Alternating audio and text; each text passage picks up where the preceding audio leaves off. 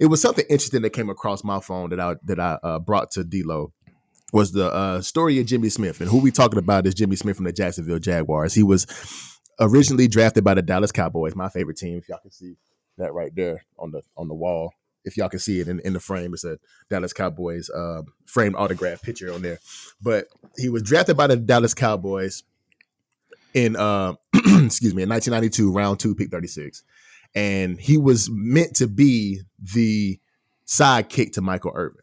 And Michael Irvin brought him up and was making him, because Michael Irvin was Mr. Showtime. Like he was that guy, you know what I'm saying, in Dallas. And it just didn't turn out that way in Dallas because he had some injuries that backfired on him. And they were saying that he had some domestic, some DV allegations and some drug use problems that he was having out there in Dallas. But then, so he ended up getting cut and wasn't on the team. 95 rolls around. Here come the expansion teams, the Carolina Panthers, Jacksonville Jaguars. Jimmy Smith was working a regular job, and his mom was like, go try out. We're going to make sure you get down to Jacksonville, go try out for this team. It ends up having what I believe, and this is what the question is for the segment, is what I believe was a Hall of Fame career. He's been on the ballot every single year since he's retired, but has not made it in yet. But there are people who have similar stats that have made it in, low key. So D-Lo, story of Jimmy Smith, man. Do you believe he's a Hall of Famer? And what do you think he believes belongs to? He deserves to be in that prestigious class. After doing a little bit of research, I feel like yes, he should be a Hall of Famer. He played 10 years with the Jags, mm-hmm. right? He played from 2000. From 95 to 2005 was the end of his mm-hmm. career. And so you mentioned he was drafted by the Cowboys, mm-hmm. who he did not even play for. Mm-hmm. He was drafted by him, but he didn't have a lot of stats. Any stats at all? Yeah, right. He didn't have stats with them. But in his career with Jacksonville, he ended with 862 receptions, 12,287 yards, 67 touchdowns. He won his 2 Super Bowls with the Cowboys, but Jacksonville had in their expansion, their young careers at the time, and I mean it's still young organization history at the time, and they're still relatively young, 30 years now, I believe. They didn't go to the Super Bowl, but they had some major success, some deep playoff runs. Right? He's a 5-time Pro Bowler. He has more receiving yards than Calvin Johnson, and 3 touchdowns receptions behind Andre Johnson, who both are in the Hall of Fame. So if we're going strictly off of stats, I believe Jimmy Smith is a Hall of Famer, deserves to be in the Hall of Fame. I know, he's not that. You get into, when it comes to Hall of Fame, you get into the name, the notoriety, the name recognition, and people, we know Jimmy Smith, but he's not like, when it comes to top receivers that have ever played a game, I don't think he comes across as the first person you think about. Could be a little bit to do with, and I don't want to go here, but could be a little bit to do with he went to an HBCU. He didn't have that success initially coming out of college like you see with a lot of the players of that time that were a part of the HBCU teams and then went into the league and they immediately found success. Or if they didn't find it in the first year, the second year is when they took off and just kept running with it. Jerry Rice comes to mind. Shannon Sharp comes to mind when I think of stuff like that. And multitude of other individuals as well. Because he didn't see that success initially, and because, it took him a little bit of time until he got to the expansion team. I think this is the reason why he's been on the ballot, but he hasn't been gotten in. I think eventually he will get in. He deserves to be in. His numbers say he deserves to be in.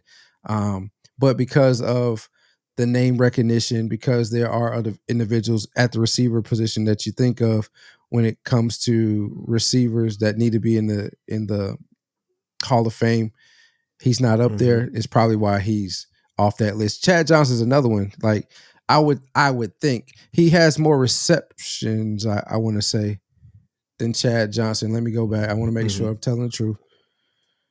I think he has more receptions than Chad Johnson, but Chad Johnson has more. Let me make sure I'm telling the truth. So he has more receiving yards than Chad Johnson. So I mean, but to me, like Ocho had a time frame where he was For unstoppable, sure. He was my favorite and receiver his in the name league at one point. recognition. Yeah. Right, he's still out. And his name recognition is still pretty big because of all the things he's contributed to and he's a part of right Mm-hmm. now. And so I would think if Chad Johnson was to get in, um, Jimmy Smith definitely deserves to be I in. think he does too, man. But I think it's how whenever you got rookies coming into the league, you got draft picks coming into the league, and they fall in the draft because of character issues, right? I think this is the same thing going on with Mm-hmm. Jimmy Smith, because he has multiple run-ins with the law because of drug possession and Okay. DUIs and things of that nature. Like, just going down the list real quick. In 2003, was suspended for 4 games for violation of the drug policy. 2008, arrested at a DUI checkpoint for open beer and marijuana in his car. 2009, he was taken in and arrested for that white girl and marijuana. And then I ain't know if I could. I ain't know if Okay. The white the white horse. horse. I ain't know if I could say that on YouTube, but Yeah. And then he in 2013 he ended up serving a 6-year prison sentence for having for drug possession and weapons charges.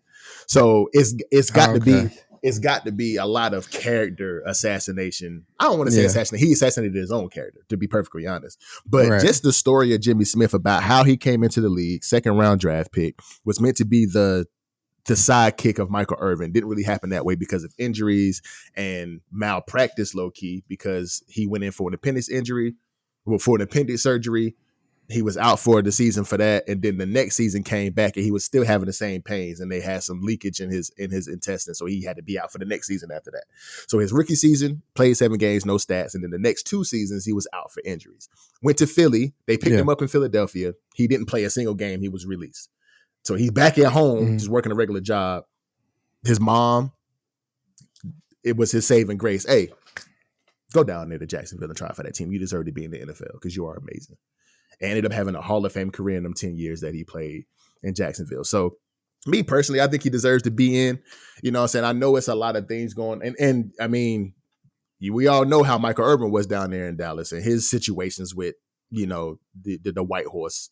So maybe that was a little bit of influence. All of that was after his career. Now that was during his career too. That was during his career too. He had some issues with that as well. And maybe that was a little bit of influence on Jimmy too. Who knows? But Jimmy Smith talks highly of Michael Irvin to this day about him being the man that taught him everything he knows about the receiver position and actually gave him and taught him how to be a big play receiver. So he talks highly of Mike, but that could, allegedly, I'm not saying that Mike did this, but Mike Irvin did this, but allegedly that could be a lot of why he got into the situation he had with his addiction too. So who knows, bro? But I just thought it was an interesting story to talk about how this man who from 95 to 2005 was amazing, led the league in touchdowns for a couple of seasons, led the league in receptions, led the league in yards, and nobody talks about him. Nobody talks about it because of, like D'Lo said, name recognition. There's people who have less yards, less touchdowns, less catches than him that are in the hall, but this man is not, and it's got to be something to do with his character, man. So I just thought it was an interesting topic to talk about. Yeah, I mean, character is always going to play.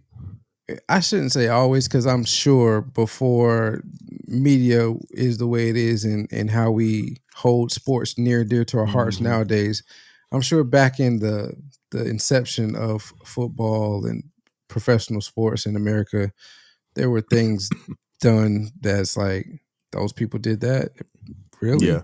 But they're all in the Hall of Fame. True. So, but nowadays, because it is a prestigious honor, because they want to keep it as clean as possible as they can without any type of tarnishing and stain on a person's character or even in how they carry themselves. A great person with this would be Terrell Owens, who didn't really ever get into much trouble legally off the field. However, he was heavily antics on the field.